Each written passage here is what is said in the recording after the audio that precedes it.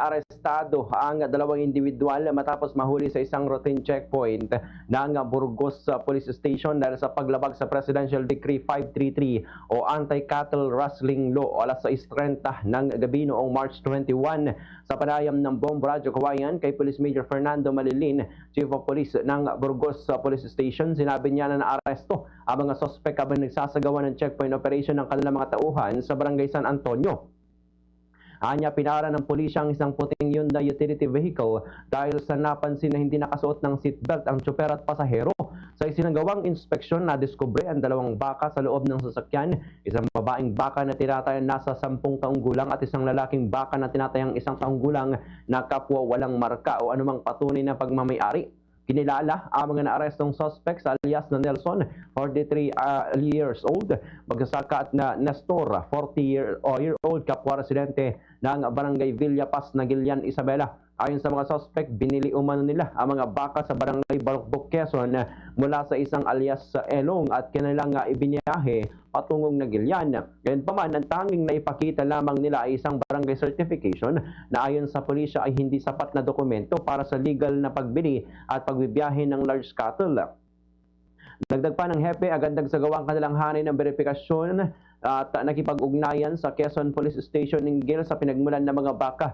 Bandang alas 8:50 ng gabi ng parehong araw din, dumating sa Burgos Municipal Police Station si alias Elong na nagpakilalang may-ari ng mga baka, subalit nabigo rin itong magpakita ng kaukulang dokumento na magpapatunay na pagmamay-ari ito. Dahil dito inaresto ang mga sospek kasi sinampahan ng kaso na sumasaklaw hindi lamang sa pagnanakaw kundi sa pati sa illegal na pagbili, pagbebenta at transportasyon ng mga large cattle ng walang sapat na papeles.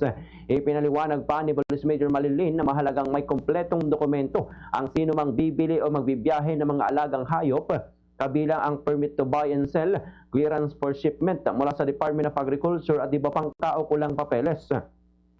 Dagdag pa niya, kahit para lamang sa personal na paggamit o pangsaka, kinakailangan pa rin ang mga naturang dokumento upang matiyak ang legalidad ng pagmamayari at maiwasan ng paglabag sa batas.